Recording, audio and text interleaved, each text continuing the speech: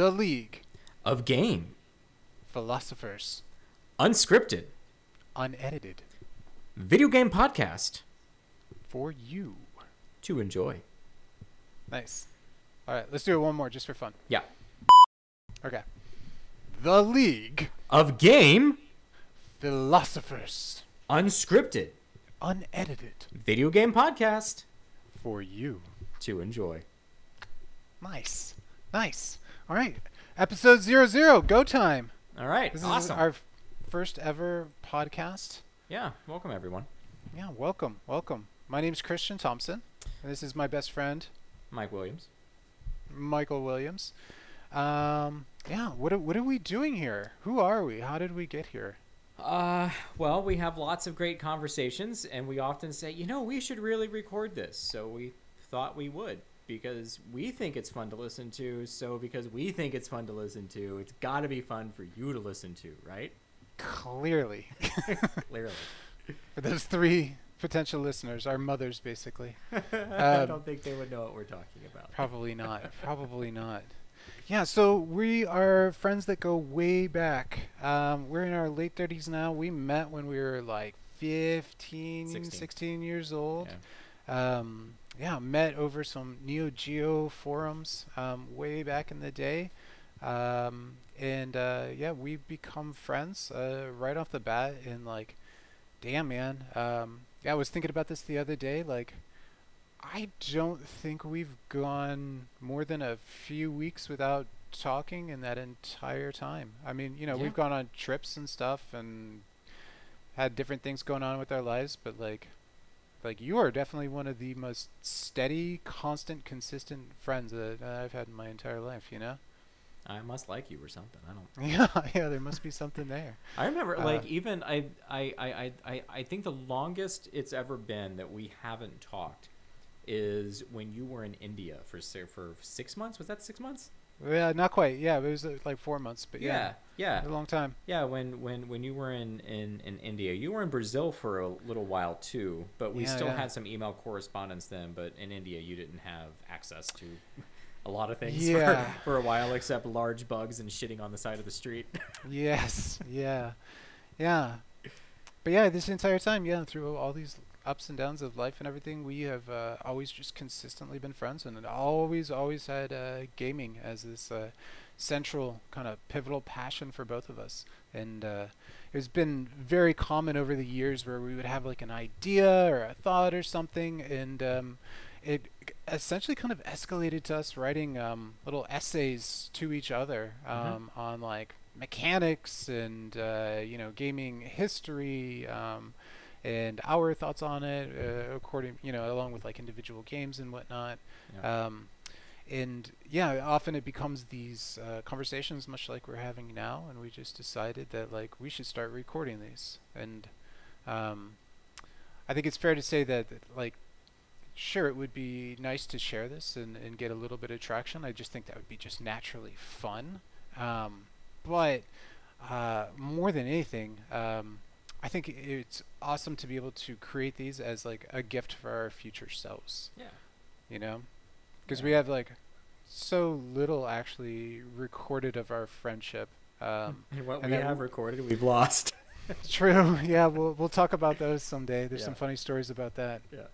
But yeah, we were both never the type to grow up taking a bunch of pictures and recording a whole lot of stuff as we went along. And yeah, this is the kind of thing that I think 30 years from now, it would be awesome to be able to look back and see where our minds were at, what we were thinking about, and just have a little capsule of some of these conversations. Yeah, for sure. So what are some of the things that this is all about, video game philosophy, kind of an academic talk on video game. I'll get into that in a little bit, but kind of thinking about it, to divulge a little bit more about myself and my angle currently as an almost level 40 human, that I have become a video game archivist in the last few years. Prior to 2018, my my involvement into video games was 100%, kind of like what's the next new thing. I always had a appreciation for classic games, especially games that I grew up with, things like that. I've never stopped playing Mega Man my entire life. Yeah. I don't have nostalgia with, say, Mega Man 2, because I played Mega Man 2 for almost 32 years, like a long time, right? It's something I play weekly almost. Yeah. Even if Yeah. not weekly, multiple times a year. So, but getting back into the physical side of game collecting and all that is a little bit more than, waiting for that next new thing. Like, I'm able to go back and take new, not take, but to experience video games from prior ages with an adult lens. And, for me, like saying getting a new Sega Genesis game that I've never played before, because I was a Nintendo kid before the Saturn came out. Yeah. And getting a new Genesis game, I'm able to play that brand new and look at it through the lens of an adult who has almost 40 years, literally 40 years of gaming experience, and be able to appreciate it in a way that I would not have been able to appreciate when I was a kid. Yeah. And that's really cool to me. And so my angle in my adult life with video games is, of course, I still play modern games, but especially for classic games, I want to really look at the games as an art form. I don't think that there's enough academic discussion about video games. There's a lot of discussion inside of corporations, and people often look at game design as a skill set rather than as an artistic endeavor. And yeah, as you look at art, historically, there's always some sort of commissioner behind the greatest works of art. Like, art has always been sold, even works by Da Vinci, things like that, where you're like, oh, well, what about the ceiling of the Sistine Chapel? Well, the Catholic Church paid for that, right? So it's any sort of art has always had some sort of commission to it. So there's always been a bit of retail and corporate to really any kind of art, unless you're Vincent van Gogh and everyone thinks you're crazy. But then you also have some video games that are made by one person. Everyone thinks this person's crazy. And then 10 years later, they come out with this awesome work like Axiom Verge, or that fan-made Metroid 2 remake that like 3 people worked on, over the course of 10 years. Like, what the hell? So I want to bring kind of a more academic discussion into video games as an art, but looking at all of those different facets. I'm really fascinated with that right now, as far as the looking at it from an artistic standpoint, but also from an archival standpoint. I have a pretty large physical video game library, a very large physical video game library. I focus mainly on Neo Geo games and arcade games. That's my favorite type of game. But that said, it's pretty big. So that's kind of my take. What are you into in video games right now?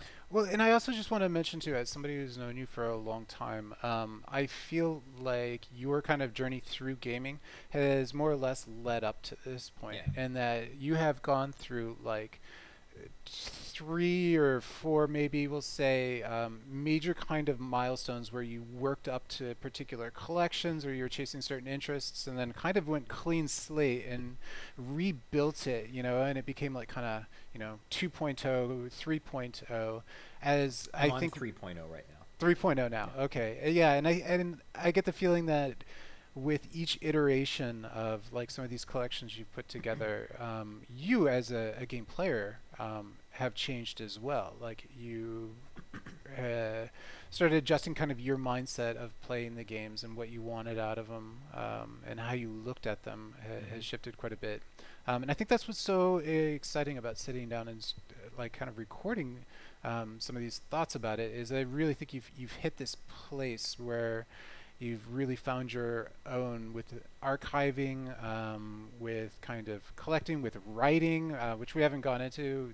You have a massive collection of articles at this point that you've accumulated. It's quite stunning. And all of that kind of coming to a head. And who knows what the future will look like. But that's been pretty cool on my side to see it all kind of come together as well. Oh, cool. And it's also fun because I get to kind of live vicariously through that. One, I live in a small apartment in Austin. If I were to take your video game collection, I wouldn't have room for furniture. Like I would have to sleep between arcade cabinets, You wouldn't which mind is that. no, it's kind of appealing actually. Just a little harder to accommodate guests though. But yeah, my side has always been a little bit different. I would say that I've always been a big tinkerer. Growing up, I was always the one that had a pile of electronics in the basement and was soldering and trying to mod things way early on. Trying Modding to and teach my killing my original launch edition Sega Saturn. yeah, yeah, many see stories, man. So many stories. We'll come back to all of this, but yeah, I tried to mod yeah his original Saturn, a PlayStation back in the day. Built arcade sticks. Eventually built my own super gun from scratch. And was just all kind I of remember that. self-taught about it. Yep. I found pictures of that recently too. Oh, wow, We'll have shit. to go through that someday. Yeah. But yeah, and still continue to. I'm still very much a hobbyist, and I mean, just literally reaching over to my right side, I've got PCBs of various harnesses and stuff. Like seriously, they're everywhere. But yeah, and I've started modeling some of my own arcade sticks. Started to create kind of like an ergonomic take on like the hitbox style of arcade sticks. That's the one where you use just the buttons, like not a controller, but buttons like that. Yeah, exactly. And yeah, started like 3D printing some of my own cases to create Okay. prototypes for and whatnot. So that's always been a big side of things for me. And on the actual gaming side, of course, we have in common fighting games. We play a lot of fighting games, but really not just that. There's just tons of stuff that we kind of share in between us. I would say my biggest appeals to gaming, though, which I really liked how you said that the game design itself, you know, is like an artistic medium in itself. For me, that is huge. Like playing games to me is this kind of extension of this beautiful brain kind of gymnastics that I can do. The idea of losing myself in a game as I'm piloting, you know, the character in the game or whatever it happens to be. That's like a super special place, and I love the interaction that happens there. It's partially why I love fighting games. Is those give me a very unique way to essentially kind of have this interactive conversation with my brain and the mechanics, and then over all of that is the game design. There's this ongoing kind of conversation that the developers are having with the gamer themselves. And those are some of my favorite places to be in terms of like where my awareness is with games. Yeah, so that's kind of where I tend to come at things. I still have a deep love for a lot of retro games. We still play retro stuff all of the time. I keep up on some bigger AAA kind of stuff. Not nearly as much as I used to. Same. I think yeah, both of us are much more these days, much more of a kind of a connoisseur role, and that we're happy just to have a couple of bites of something. To find out what Connoisseur, they're doing. jaded, you know. Yeah, you know. But we're totally fine with just trying a game out for a bit to get the gist. And like, we don't have to play through and beat everything. Like, it doesn't have to become this consuming kind of you know, frustration of just keeping up with the Joneses when it comes to gaming either. Right. There's too much. Yeah, and there's a freedom I think that comes with realizing that, like, you know what, you don't need to. Like, Right. in fact, there's plenty of stuff that like lives right where your heart is, you know, which maybe is in like a 16-bit or a 32-bit era or in a particular genre or you name it, and that you have, you know, a lifetime to just explore those, and that's totally fine. That's awesome. Yeah. Yeah. I think the other side of that, you know, we were talking a few weeks ago when we were kind of putting this together, and one of the thoughts that came to me about the kind of conversations that we have and kind of what I hope for this podcast is, back in the 17th, 18th century, the coffee shops in Europe were seen as, at least historically seen as, those great meeting places of the minds, where some of the most influential idealists of the age would come together, and they would sit in these coffee shops, and they would sit there and they would debate philosophy and ideas and science and all of that. And we don't really have that, a kind of really community place to talk about really philosophical ideas. And when I think about video games and the artistry of video games, what goes into video games, the amazing collaboration for these teams of 200 to 300 people that come together for a cohesive vision, talking about those kind of things and what that means, what kind of community is built out of that, what type of other, like that is collaboration on such a large scale. What can we learn as a society from that, or even other communities about that? Just a few of the things that I've been thinking about. These grand philosophical ideas of video games and game development.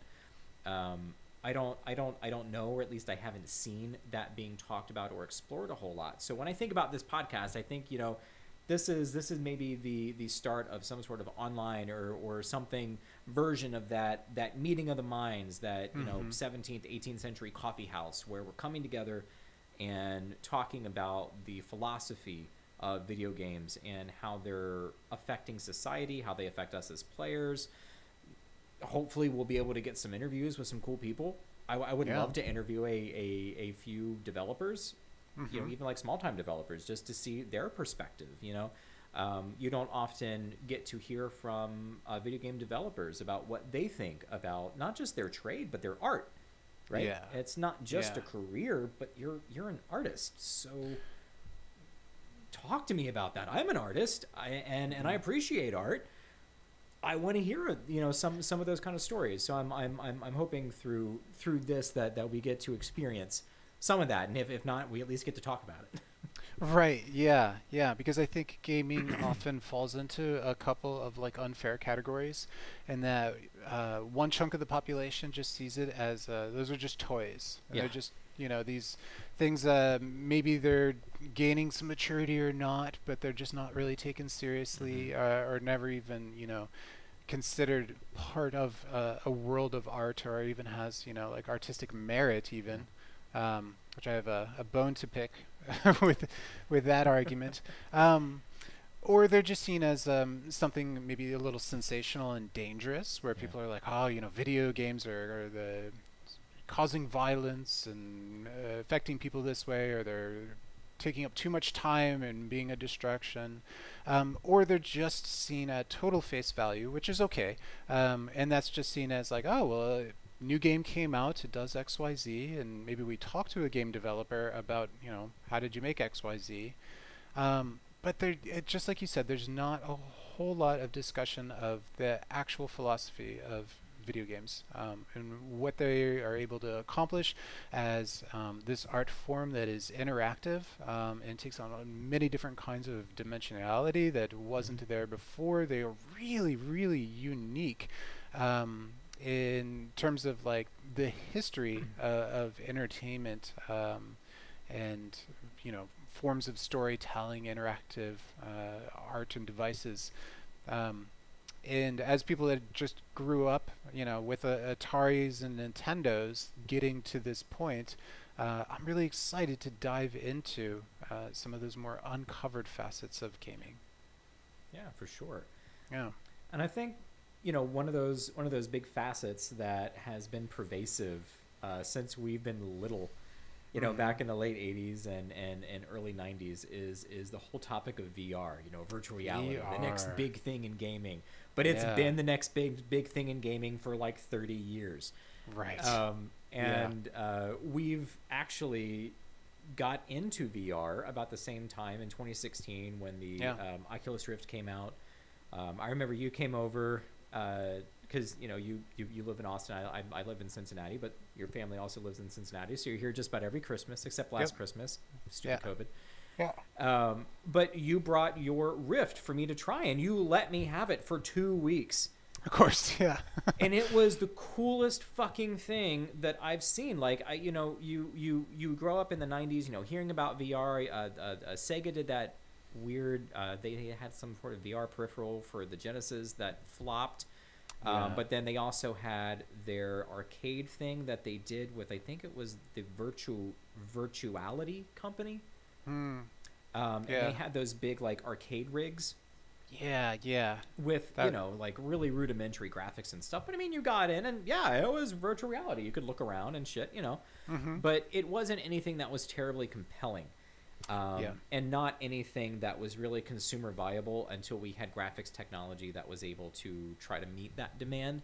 And finally, within the last decade, we had the consumer level technology to make not terribly immersive experiences, but convincing enough that we've seen some really neat, not just games, but also ways to interact with this technology that I don't know if we thought about as a society or even as an industry, if I say the game industry, because, video games VR has always been tied inherently to video games.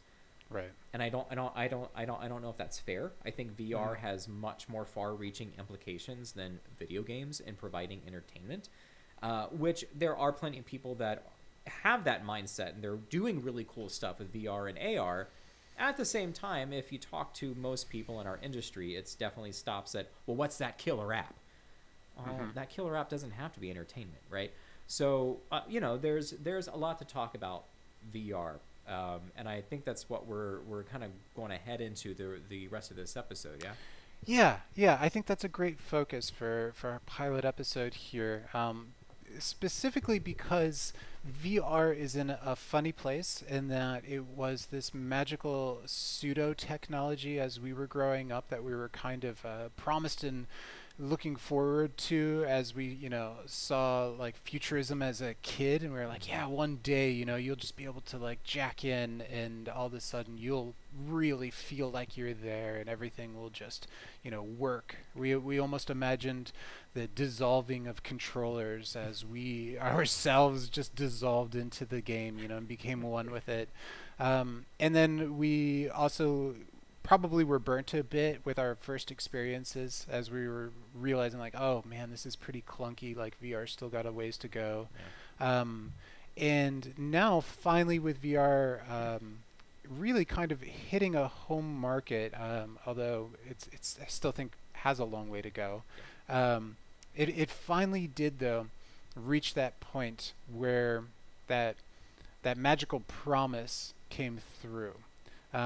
For me, I often think about it as almost like the jump from, say, theaters, where you had to go to a giant building in order to view a theatric experience, to watch a movie with the sound and everything. And you just couldn't have that at home. At home you just had a radio.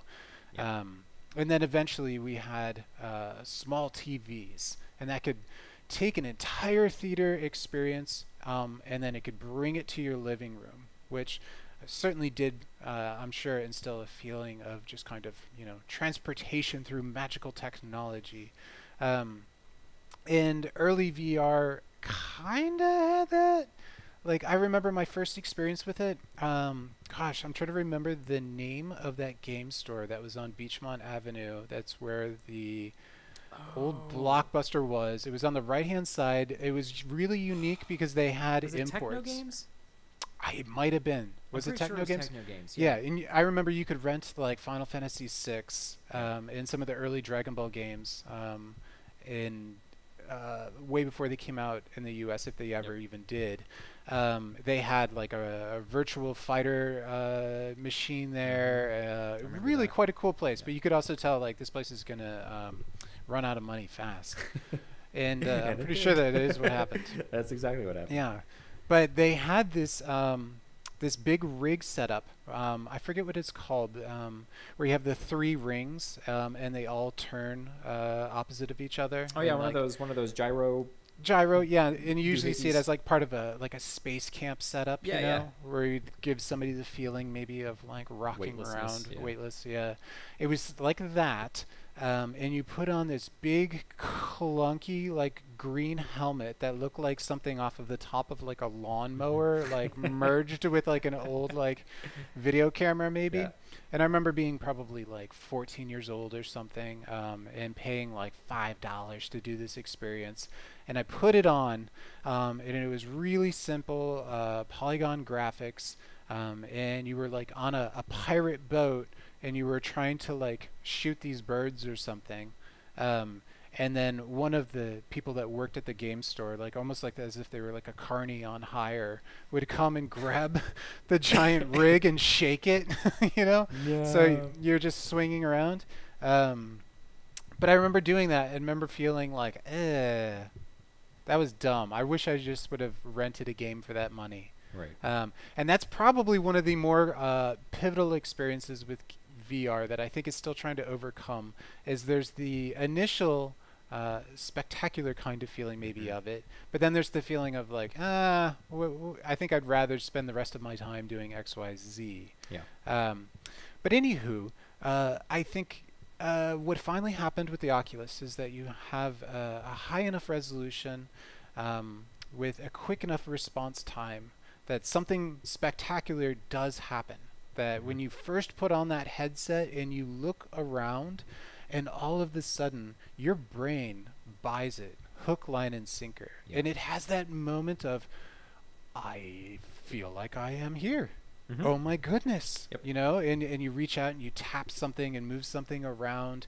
That is quite a spectacular feeling. I really think that one's pretty special. And I think a lot of people, their first experiences with that are probably like a Google Cardboard, maybe looking around and whatnot.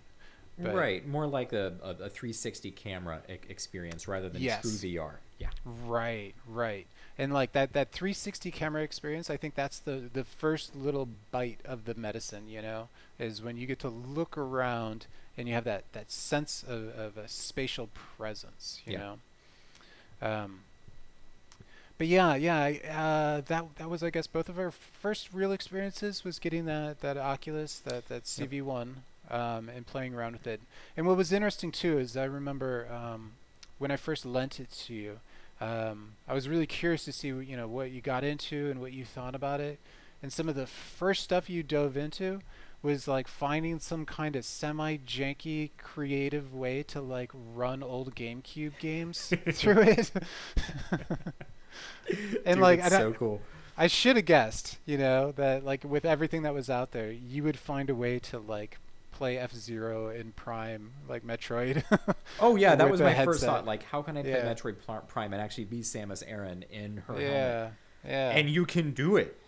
It's not Mhm. perfect, but there's a specific version of the Dolphin emulator and PPSSPP, the PSP emulator, to play Yeah. in both in VR.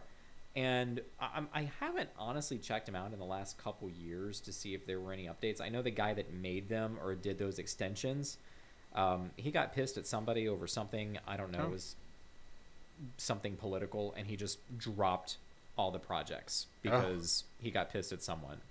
I think that's okay. how the story went. I'm just like, really? Like, this could have like really shaped future emulation in profound ways, Mm-hmm. but you just stopped. But then that 3D Sen just came out on Steam, where That's it right. takes those NES games and it uses the actual ROM as the backup, and then it recreates all the graphics in 3D, and you can play it in VR.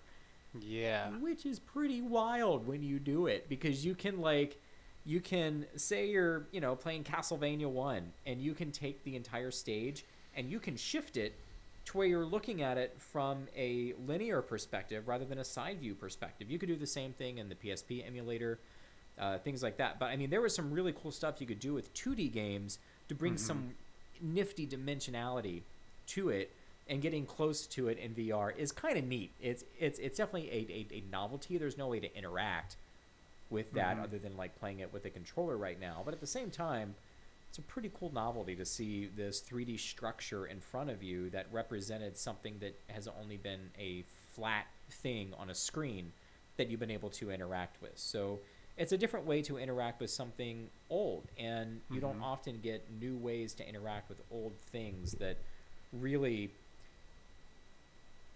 maybe not enhance the experience, but give a different enough experience that it's more than just novelty, I guess. Right, right, and it comes down to that extra added dimension. Especially, playing some of these old 2D games so many times, to be able to tilt shift the entire perspective, separate the parallax out to multiple rows, and then you get to almost kind of peek around and see things like halfway behind the curtain. Is really unique, and that lends this freshness to these games that you've just never been afforded the ability to see before, which is pretty cool. And I feel like that's one of the things that's the current ongoing challenge for VR, is how to work within this new kind of opened up medium that has this new dimension to it. I think most of the early VR games that we saw were mostly extensions of the 360 camera, where they just kind of put you in this like sitting experience, and you would just kind of look around. And then they had to figure out, well, how do we actually create games within this space? And at first they just tried to emulate current existing 3D games, like let's give them a gun and let them shoot things or interact and whatnot. But they quickly discovered that you have to come up with new mechanics and innovations in order to allow somebody to comfortably experience VR. What comes to mind, for instance, is like the teleportation that often exists within VR games. I think in most of the early ones, it was quick, but at first that just wasn't a thing. I think it took people getting a little bit motion sick before they're like, oh, okay, we need to come up with a new way to do this. Right.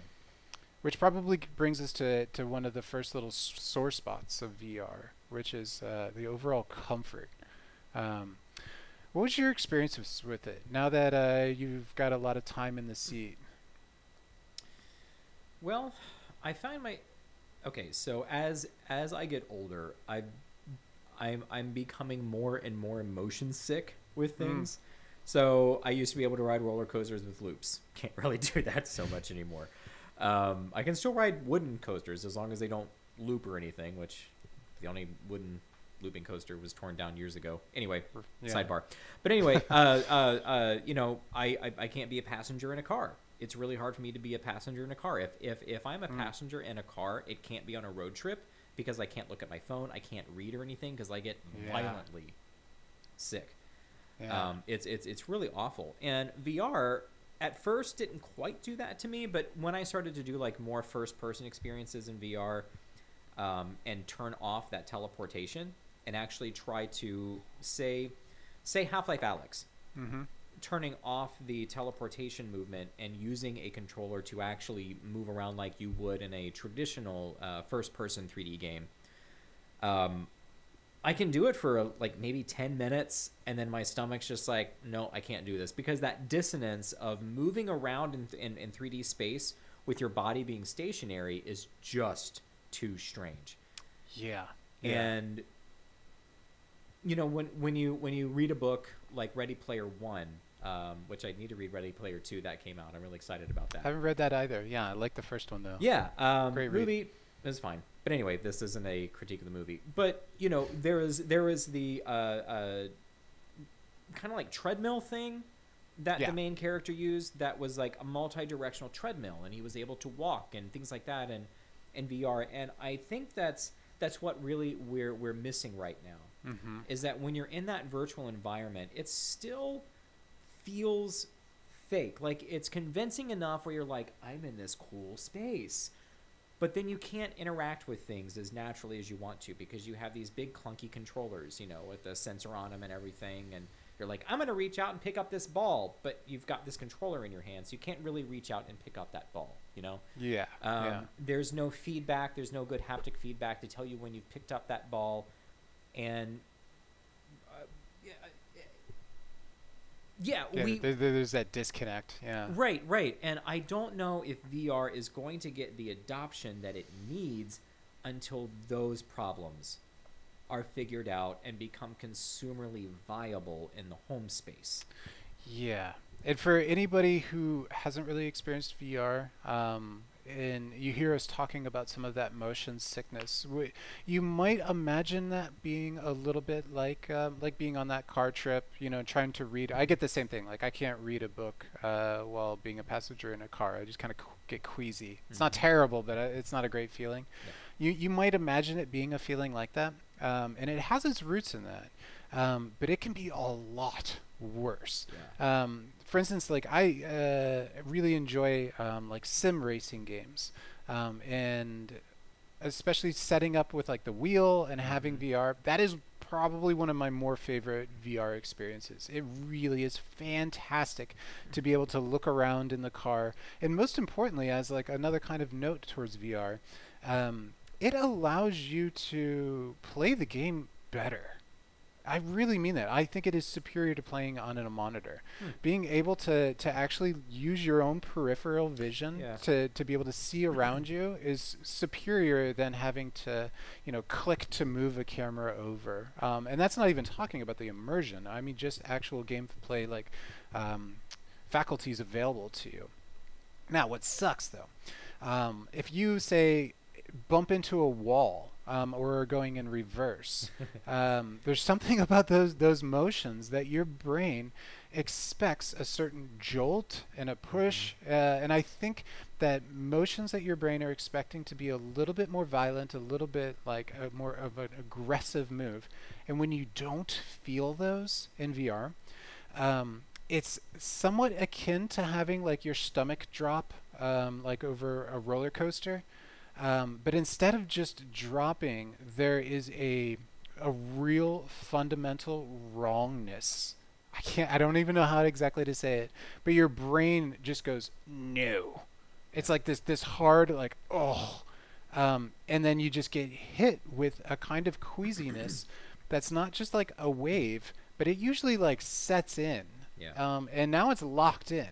Yep. You take that headset off, and you're gonna feel that for, you know, maybe an hour plus. I've heard of people that like it didn't go away until they go to sleep. Yeesh. And yeah, and they talk about getting your VR legs, you know, that you slowly work up to that experience, which I'm sure that is part of it. There's that kind of, you know, neuroplasticity that's happening. Your brain just needs to make sense of this new, you know, way of interacting.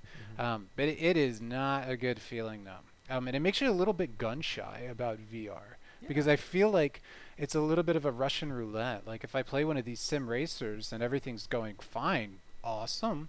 But all of a sudden, if I hit one of those walls and my brain gets that bad jolt, like, man, I don't want to mess up my next 2 hours. This is a perfectly good Sunday. Maybe I won't do the VR then. And that's a hard challenge for the developers to get around.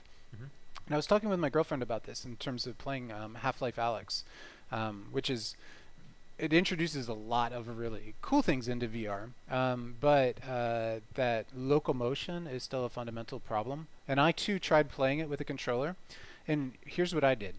I would stand up with a controller, and I would try to match my movements physically as well. Like I set aside like a yoga mat, and if I was walking forward, I would just like walk in place, you know? And if I was to crouch down or something, I would crouch physically and try to really match it and go nice and slow. And that does help. Just like you mentioned, having one of those little Omni treadmills is probably along the you know, right lines, but that's a hard one to get around, you know. And nobody wants to just like pop a couple, what is it, Dramamine, the motion sickness pills. Right. Yeah. Just to play a game either. That's not good. That's not a good road to go down. So yeah, there's that uncomfortableness, and also I don't know if this is just me, but I feel a kind of brain fatigue just playing VR. That's not even the motion sickness. Playing something totally stationary, my brain feels like it has to just expend twice as much energy just dealing with focusing through these little lenses. And I don't know, just making sense of the world. I don't know if it has to do with the perspective and the closeness or what, but do you get that too? Like it just feels a little extra exhausting? Yeah, I like even in more comfortable experiences for me, I can't do it for more than 30 minutes. Oh. It just becomes too much. I mean, one, even though, headsets aren't terribly heavy, I mean, they're all over a pound. So the pounds of stuff sitting on your head. Yeah. So you have that kind of fatigue, neck fatigue, things like that. But I'm older, my back isn't as strong as it used to be. Like, sure, I do plenty of yoga and I do things to take care of myself, but at the same time, I can't stand in one spot for very long. I have to move, or my lower back starts to hurt.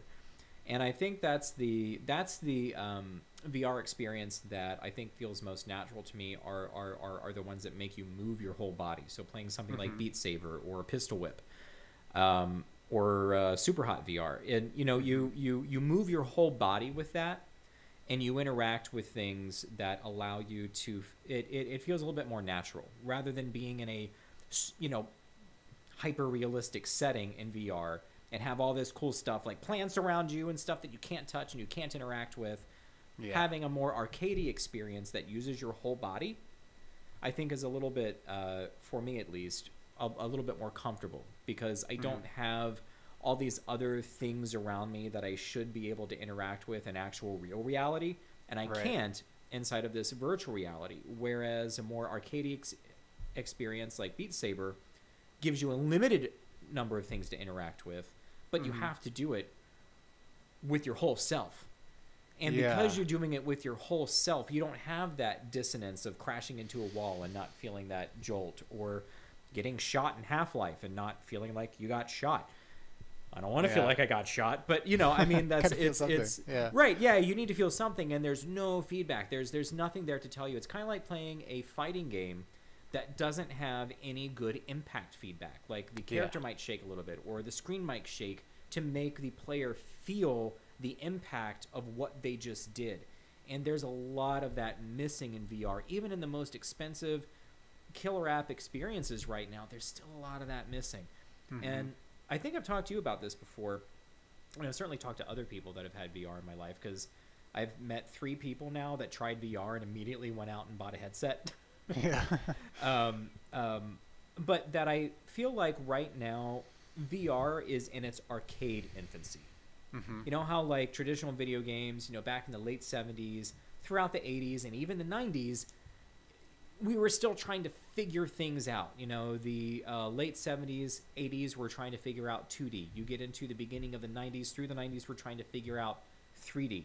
And the most compelling experiences in those spaces were in the arcade. And you would have these very interactive but short experiences where you would be wowed. You would, throw in $1. You would be wowed for a little bit, and then you would go home. You lost all your credits or whatever. They were trying to make money. But still, they were pushing the industry forward in very, very small ways. And I think that's the best of what VR has to offer right now, is those smaller experiences that get you to use your whole body in a way that you think you should inside of a real reality or a virtual reality. Yeah, I love that you mention specifically that the experiences that work the best for you are the ones that are inherently limited, where like Beat Saber, where the things that are on the screen, they are all things that you basically interact with. That the ones that try to jump the gun and add all of the visual wow, but it's all fancy wallpaper at the end of the day, are the ones that more or less tend to fall flat.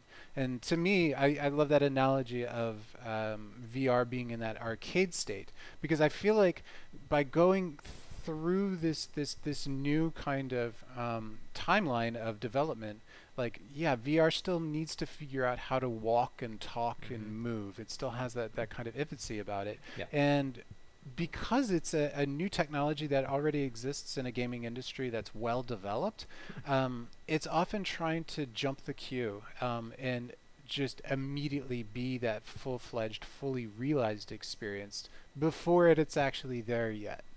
And I think what we're going to keep seeing is this combination of total throwaway shovelware, which there's already plenty of. Yeah. It's like the malware of video games. Like they're just gonna come out and like it's whatever.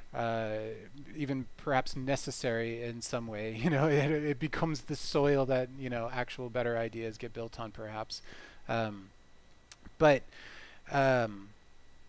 the standout games like Beat Saber and Super Hot and whatnot, those are going to become the legs that VR now can be built on. Yeah. And I'm so curious to see what happens in the next like 2-3 years. Like when does VR and take on that 1632-bit home console kind of era where it becomes comfortable with itself and now has all of its pieces and parts in place, and we can start to dive a little bit deeper on it all. I was reading an article earlier today actually about the state of VR in 2021, and one of the let me backtrack. I don't feel like I'm giving Facebook enough credit right now with what they're doing in VR after buying Oculus, because I think it's a very popular thing to hate Facebook, even though everyone uses it. Right. It's a really popular thing in the VR space to poo-poo on Facebook because of how they have tied the Oculus platform to your Facebook account, which I think is super shitty. And I've had some issues with that with the Quest 2, which I'll get to later. Yeah. But oh shoot, I forget where I was going with that. Facebook. Facebook. Okay. Got it. So, one of their lead scientists working on VR and AR technology, because Facebook is working on both in tandem. They're the only corporation working on both technologies in tandem. Interesting. One of the technologies that they are prototyping right now, it's not anywhere near consumer ready, but I think they call it holographic optics. And using basically a really thin sheet of like plastic or something, because they're trying to reduce the weight of like headsets and things like that. Yeah. And this basically folds and refracts light. I am not technological about this at all, so this is going to sound horrible. I'm very ignorant about sciencey optics and the way light works. But fine. Basically, it folds light in a way that allows you to use a really lightweight, film of plastic or things like that in order to project an image to your eye, which takes away the weird lens effect, like the distorted curve lens effect that currently is in all VR headsets, including the Valve Index. You still feel like you have goggles on, and this basically eliminates, or in theory, eliminates the feeling that you have goggles on top of giving you an almost AR-like experience. So you could really layer VR and AR, and they might eventually mesh to become the same thing. Yeah. Really cool. You should definitely read about it. But it's neat to see that people at Facebook, I kind of thought that Facebook was going to buy Oculus. They would be like, this really wasn't such a great money-making endeavor for us, and they were going to drop it, just like Google drops everything that they dip into. Yeah, sorry, Stadia. I know, right? or Google Glass, speaking about AR. Yep. But it seems like, to me, especially after reading this article, that Facebook is really all in on this. And I think it's really cool that you have a corporation with unlimited funds that's able to fuel the type of prototyping that's going to take to get us to that real next level in VR. Yeah. But outside of like screen resolution and maybe a little bit better motion technology that might, have like gloves where you can interact with stuff or whatever, I don't see in the next 5 years VR being significantly different than it is right now in 2021. And it's been in the consumer market for 5 years now. And it's really not that different now than it was 5 years ago. Right. Stuff is a little bit clearer. And we have all-in-one headsets, but that's it. They're still the same experiences. The best experience in VR, by most people's standard, is Beat Saber, and that came out in 2018. So yeah, and it's interesting because I remember hearing about the Magic Leap, which, if I remember, is like one of the most highly funded. I don't know if it started as a. One. Did you? Yeah, Ryan and I were at this weird pizza shop in Evanston, where where we many used to live. I know. adventures begin. So Yeah. random. But this guy worked for Magic Leap, and he had a prototype thing with him You at the don't bar. say. And he made us try it. And I looked, I got in there, and I'm like, okay, this is kind of cool, but it's still kind of dumb. I wasn't very impressed, but this was a few years ago, so maybe they made some leaps. I don't know. Leaps. Yeah, I thought maybe, if I remember right, the idea behind the technology was that they were going to try to project the light directly into your eye, instead of giving you a static screen, you know, and then that would really kind of facilitate the experience. But yeah, I never tried them. Was it like that? Was it? Yeah, like, it worked. It was like this headset, but it was like just a couple lenses. It wasn't at all like a Rift or an Index or a Vive or anything. And I wouldn't say it was as immersive. And I think there was like this menu thing I was moving around. It wasn't okay. For the experiences that I've had in VR, it wasn't terribly impressive. Interesting. What was impressive is what they were doing with light technology. Now that I know a little bit more about it, with light technology and how they're displaying the image to you, that's cool.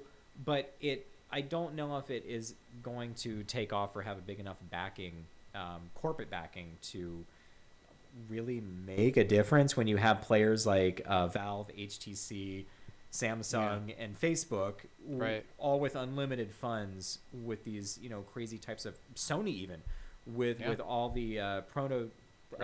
prototyping and things like that they're able to do. And Microsoft, right? They have the HoloLens. Microsoft I feel like everybody has their foot in the market all of a sudden. But I really wonder what's going to happen. As you mentioned, like, it's been out for 5 years now, and I think one of the really tricky things is what we need is for VR to keep pushing through its arcade days. We need more games, more innovation. We need to keep pushing everything forward. But you have Sega could just port Virtua Cop. That's all I want is Virtua Cop and fucking House of the Dead in VR. Is it that hard? It can't be that hard. Such an obvious perfect fix or fit, but yeah. Anyway, let's keep hoping. Sorry, but yeah, and I think part of the problem is that a lot of game developers look at VR and they say, hey, even with a slightly larger install base, there's not nearly as many people to sell a VR game to as a just traditional 2D game. So how can we really afford to sink a large amount of money on a big project into VR? So you have a lot of developers that are kind of shying away from it, and that's one of the things where I almost wonder if the lightning striking the bottle moment will actually be perhaps outside of gaming. Like, I feel like VR needs to continue getting more convenient to the point where I don't feel like it's a hassle to even go set up sensors in a headset to do this experience.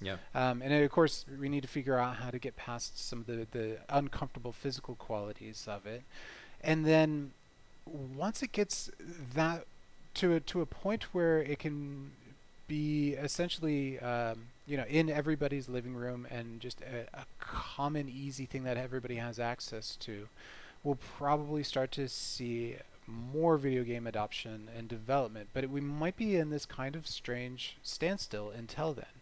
And I almost wonder if it will take, maybe the direction of education or travel and experience, something not necessarily game-like, to bring VR over that hurdle. I've been often thinking about a kind of side question of like this challenge of how could I get my parents to play games? Like, my parents particularly, they totally know that I love gaming. They don't really get it, and I often wonder, like, how do they view it? Do they just view their son as like being real passionate about the equivalent of I don't know, just playing chess or Parcheesi or whatever? Or how far down that rabbit hole do they get it? And I would love for my parents to have some sort of experience that captures some of that gaming. And they're just not going to have it with me putting a controller in their hands. I just just don't think so. They're just Yeah. not from that generation. They don't have the interest. But I was thinking about, like, we could create, movies that are viewed in virtual reality that are filmed with like a 360 camera. Like here's my elevator pitch. Okay. Imagine this. You put on your headset and you go through a little short story. It takes like maybe 7 to 10 minutes to experience. Mhm. And it begins with you all of a sudden on a bicycle. And you're looking around, you're riding your bicycle. And like you're not actually doing the movement and stuff. You're just looking around, you're the participant, but you are in as the character. Sure. And somebody runs up to you and they give you a briefcase. And they say, hey, we need you to deliver this to the Red Bull bar, by 4 p.m. And you start riding your bike and you're like, okay, I guess I'm on some sort of strange mission. Is this a drug deal? Is this a government, clues or spies or something, or what? Maybe I'm just a delivery driver, but there's, some music and pacing and it sets a scene. Okay, so pivotal moment. As you're coming up to cross a street, a busy intersection, to your right, you see a street busker playing some music. And you start to look over and you notice the street busker as you pass through the intersection, and then bam, you get hit by the car.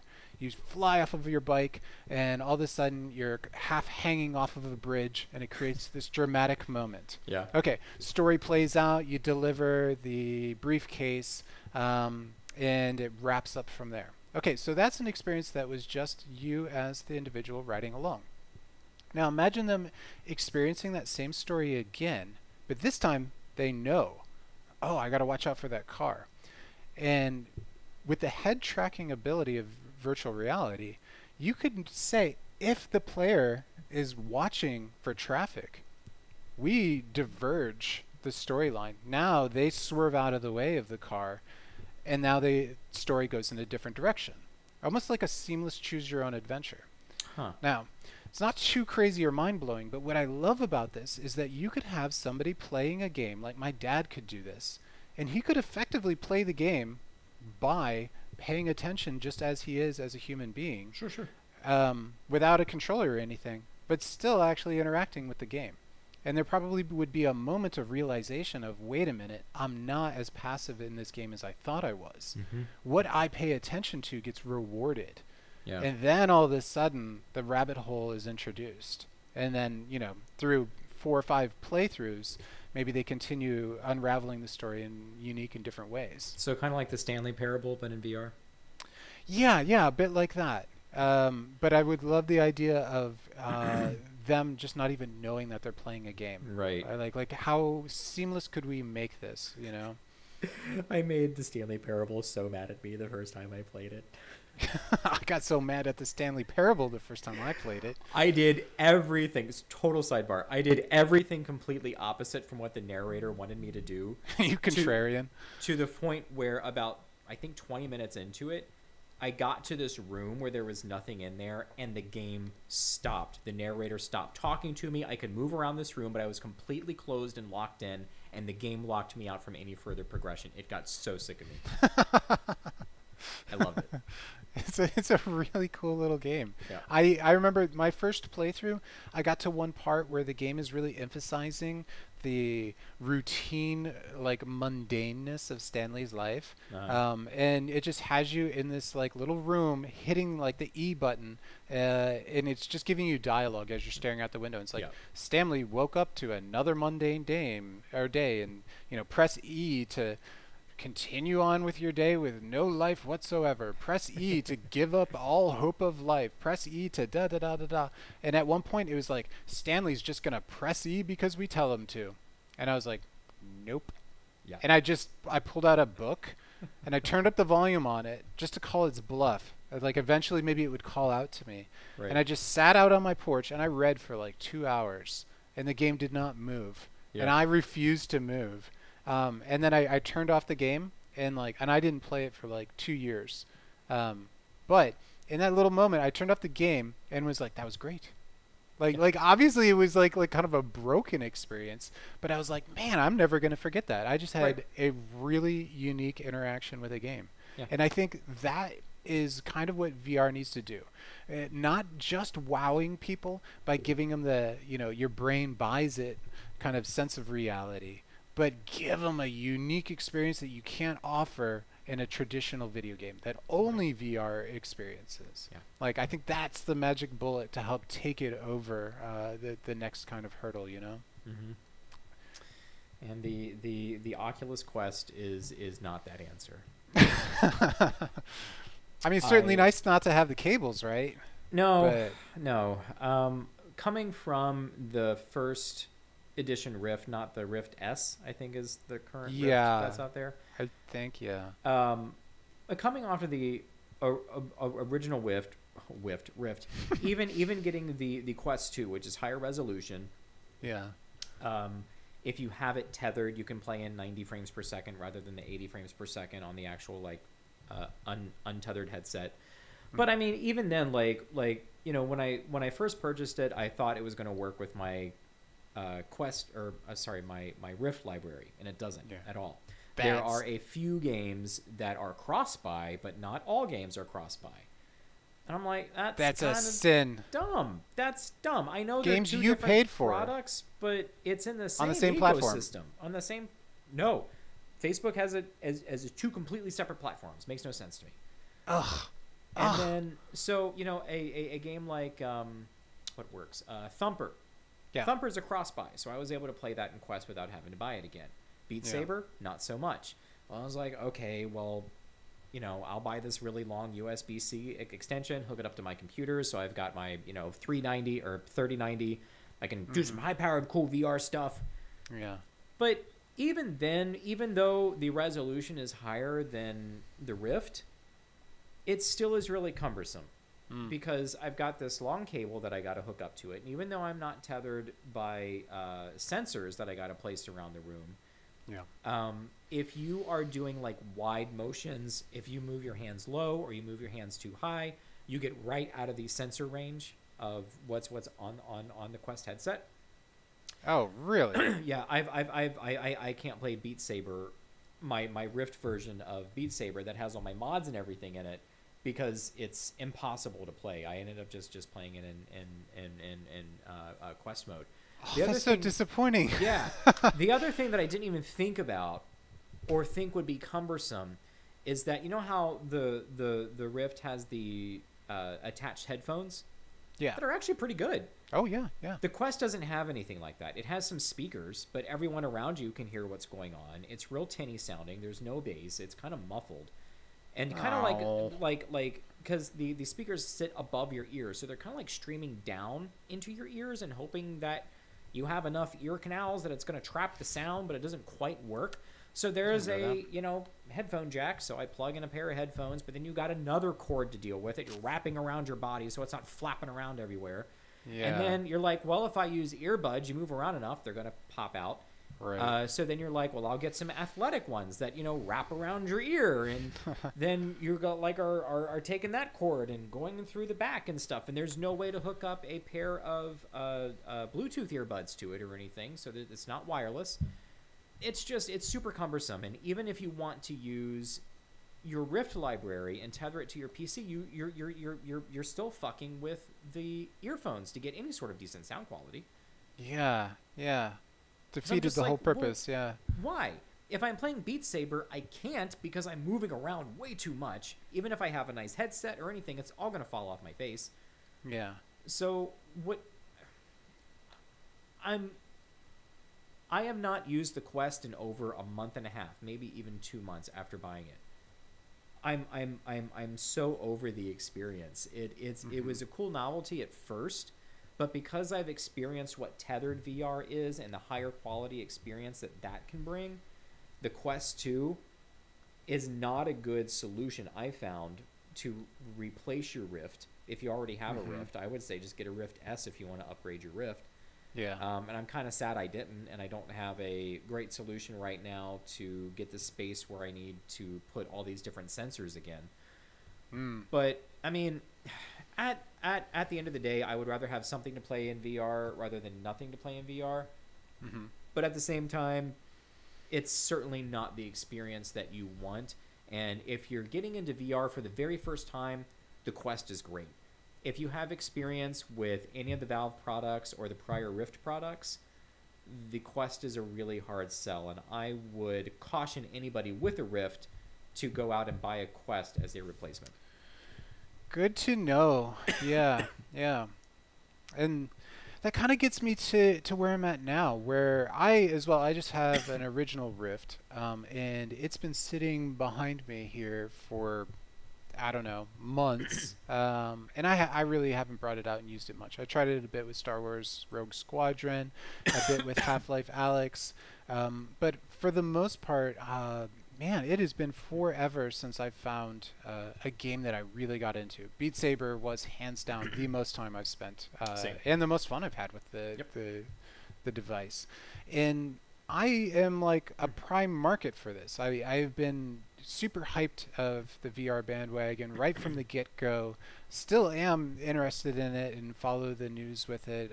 I also am really into the games that it does really well, like more racing simulation and stuff like that. Even with all of that, though, I don't use it much. Mm-hmm. So it's like, where is this going to go, in the future? So maybe we should get to some kind of closing thoughts on where VR is, where it's going, and maybe where we hope to see it going in the future. Me myself, I would love to see it. I keep looking over literally at it. Sorry. I would love to see VR break a little bit out of the gaming side of things. I would love to see it used to create more low-cost, like educational solutions. I've had it in my head for a while that it would be perfect to do to teach people like underwater welding, for example. I think that's just this perfect use case where it's very expensive to teach people how to do underwater welding, as you have to get dive permits, get scuba gear and everything. Yep. And if you could have people do half of their training in VR, and save a tremendous amount of money, all of a sudden you're able to educate for much cheaper. There's a place up here in Dayton, a organization, I can't remember the name of them. They're at all the learning trade shows and stuff that I've been in as part of the L&D industry, that specialized in creating training programs in VR. Cool. Yeah. For like mechanical engineering and things like that. Really, really cool stuff that they're doing. So that's out there. Nice. It's not widespread, but it is out there. Yeah, yeah. And it's local here in Cincinnati. It's weird. Cool. I'll have to check that out. Yeah. I would love to see more of that. I would love to see more interesting like tourism that can be done in VR. I would love to see more art installations done entirely in VR that you can experience that way. I know people are out there doing this kind of stuff, doing like 3D sculpting with it and whatnot. But I'd like to see more of that. And in terms of where it's going now, I think it's going to be in a funny spot. I don't think it's going to go away. I think it has enough funding and interest, and it still has the magical qualities to keep people at least interested off to the side. But I feel like it's going to run into a little bit of a plateau. I feel like it's going to be another 5 years before it really becomes fully realized as a platform. And escapes the reins of novelty. But I do hope to see it continue going in that direction. I want to see what people can do, specifically using the aspects of VR that only exist within VR. Yeah. I would love to see cooler game mechanics that are all based around being able to look behind the scenes, so to say, and playing with perspective, not just emulating perspective.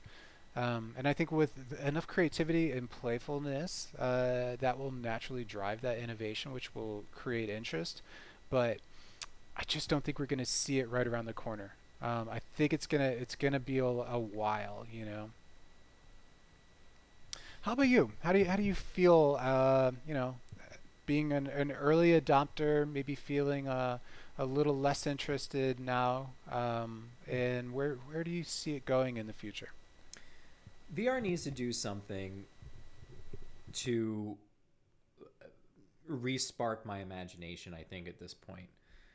I was really wowed at first with the implications just like you're talking about the educational implications, things like that. In 2016, I just remember going on about that for 2 weeks. I'm like, wow, this changes everything. This is the coolest shit. There's so much neat things you can do with this, and like some of the neatest things that I've interacted with in VR outside of like Beat Saber or something.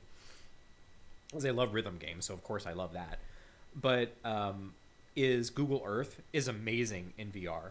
Yeah. I mean, it is flat out amazing. You can travel anywhere on the planet. Like we can go down to our street in Google Earth VR and walk around it to scale. Yes, it's a bunch of like ugly polygons, but still it's really cool, and you can travel anywhere. If you're like, hey, I'm thinking about going to Japan. What are some really cool spots around Osaka? You and a buddy can get into Google Earth VR, and you can travel to Osaka, and you can look for some of those places that you read about and kind of like map your destination in real time. Like there's all sorts of neat implications for that. There's some neat museum-like experiences that I found on the Rift store, where I forget what Egyptian tomb, but like you can like go into an Egyptian tomb, you can walk around the actual tomb. You can look at all the different hieroglyphics, and then you can like have these interaction points that tell you about it. So I mean, there's some neat educational stuff, but at the end of the day, you could also do that, on a computer screen. Yeah. So to your point, I definitely want to see more educational experiences. I don't know right now if gaming is where the money for VR needs to be spent. Mm-hmm. I think it is better used in training scenarios. I think it's better used in educational scenarios. But the thing that I'm really looking forward to is kind of what I was reading about today, like the marrying of VR and AR. I think AR is a really cool tech where the implications of how we can make the digital world meld into our actual reality to the point where you might not be able to tell what's real, kind of cyberpunk. First it's going to be glasses, but then it's going to be implants, and that's going to bring some really cool stuff. I mean, I would love to see the technology of Ready Player One come to life if we were to use VR as an entertainment platform only. But I think that for the future of this technology, I don't see it looking like that.